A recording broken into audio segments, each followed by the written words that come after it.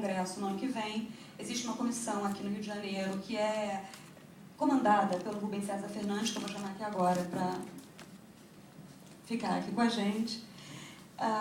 O Globo tem esse blog sobre drogas, onde, junto com as notícias sobre a comissão, começaram a ter muitas reclamações da juventude reclamando de não estar presente nesse debate, não estar podendo ajudar a trazer subsídios para essa discussão sobre a mudança na legislação. E é daí que surgiu esse encontro aqui hoje, o blog e o Rubem César representando a comissão, e eu vou passar um pouquinho a palavra para ele, que ele vai explicar um pouco mais aqui o que a gente vai fazer, e em seguida a gente chama os outros debatedores e começa. Aí a garotada jovem deve estar chegando também, né? Por enquanto também. Aqui estão mais para lá do que para cá. A comissão brasileira, ela é o desdobramento de uma comissão latino-americana, que começou a funcionar em fins de 2007, realmente trabalhou em 2008, tendo em vista uma data que era março de 2009, onde em Viena, um encontro mundial de ministros afeitos de algum modo à questão das drogas no mundo, teria ocasião de rever ou não a política de drogas global. Né? Então, uma agenda da ONU meio que impondo uma preparação, uma mobilização para ela. Essa comissão surgiu da ideia de que, evidentemente, a política de guerra às drogas, essa política de proibição, de uma repressão às drogas, que começa lá na produção, tentar reprimir as drogas na sua produção, até o consumo, que essa política não tem funcionado. É uma política que foi definida pelas próprias Nações Unidas, né? Como uma política de guerra às drogas. O slogan mais formal era um mundo sem drogas, é um mundo possível, dizia a plenário da ONU. Esse plenário gerou um movimento de assinaturas, de ratificações, praticamente no mundo inteiro.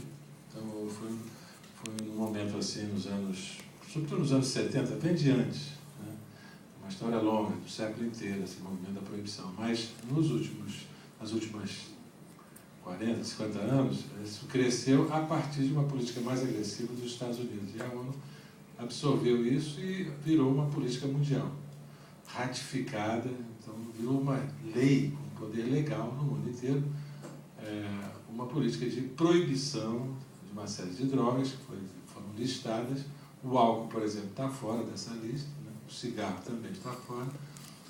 Uma série de drogas que se encontram nas farmácias estão fora. Mas tem uma série de drogas que foram classificadas como ilícitas e se tornaram então proibidas, né? E aí isso gerou um imenso mercado paralelo, um mercado que foi tomado por forças criminais, e aí virou essa luta de guerra, né, entre as forças da lei globais e o submundo criminal, que está aí produzindo, vendendo as drogas, e uma população enorme, sobretudo jovem, não só, mas muito jovem em geral, consumindo, fazendo o lado do consumo. Então, é uma política que vem já há décadas acontecendo. Curiosamente, apesar do imenso investimento para tentar acabar com as drogas, erradicar, era a expressão da ONU, né? Erradicar em 10 anos, né? De 98 a convenção, erradicar a produção de drogas no mundo e reduzir radicalmente o consumo de drogas no mundo em 10 anos. Né? Chegam os 10 anos agora, ano passado, justamente, em março, o momento de avaliar os 10 anos, e o que se viu é que, ao contrário de erradicar as drogas, é o contrário. De uma maneira até curiosa, a produção se mantém numa estabilidade que nem aumentou muito, nem baixou muito, ficou mais ou menos o mesmo, migrando de um país para outro um pouco a produção, mas é impressionante, é como se o mercado, né, ilegal, o mercado assim, clandestino, não estivesse nem aí para todo esse esforço imenso de política de guerra às drogas, porque a produção mantém-se mais ou menos a mesma. Alguns países, inclusive, que mais fizeram para erradicar a produção de drogas, até aumentar a sua produção, como é o caso da Colômbia, né? Nos anos anteriores, agora no último ano ela baixou um pouco na Colômbia. E assim foi, quer dizer, a produção mantém-se a mesma. E tem que falar da comissão, desculpa. Então a comissão, ela surgiu da ideia que não está funcionando essa política. E essa guerra às drogas. Né? As drogas continuam sendo produzidas, o preço diminui, se multiplica o tipo de droga, as sintéticas, as novas drogas, então, ao invés de reduzir, ao contrário, expande.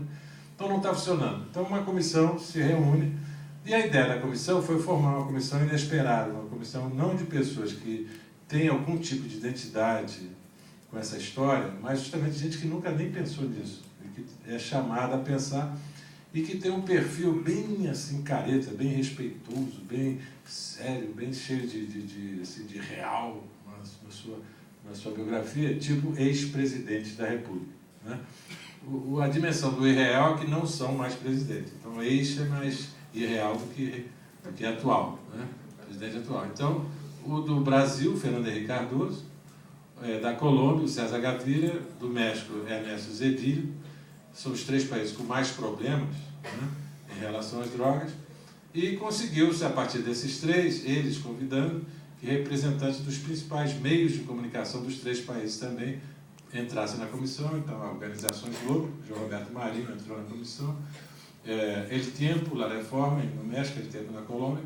Aí se foi compondo. Aí depois grandes personagens, tipo Vargas Llosa, Paulo Coelho, gente de conhecimento, muito de expressão, com nomes mundiais, foram compondo uma comissão que se pôs a analisar essa matéria, ouvir especialistas, e a partir então de uma situação anterior totalmente, digamos, fora desse campo, passo a ouvir, a pensar sobre o campo, e aí começo a dizer, isso tudo é absurdo, é uma política absurda. A comissão teve um impacto enorme internacional, justamente porque dizia isso aí é absurdo, com esse tipo de autoridade que falava, inesperado. O Chicago Tribune, que é o jornal de Chicago, né? Saiu com uma editorial dizendo o rei está, não era preciso que, como naquelas crianças inocentes da América, da fábula, que a inocência da América Latina viesse, só que de inocente, Fernando Henrique, César Gaviria, mas essa é um pouco essa imagem. É preciso que eles viessem nos dizer que o rei está nu, que essa política não funciona. Então teve muito impacto e influiu mais do que a gente podia imaginar que pudesse influir no debate internacionalmente. O debate está acontecendo, aí a gente está recomeçando agora no Brasil com uma comissão que tem um perfil parecido. Tem gente de 2 ex-presidentes do Supremo Tribunal de Justiça, a ministra Ellen Grace e o Veloso, Carlos Veloso, e vários outros personagens assim que não também, o Edmar Baixa, o economista do Plano Real, gente assim, temos aqui alguns membros presentes, gente da igreja, gente da polícia. Então também uma comissão que não tem um perfil de engajamento no tema, mas que quer ouvir e quer propor mudança. Então estamos nesse movimento de estar propondo mudança. Não tem gente jovem mesmo não, devia ter.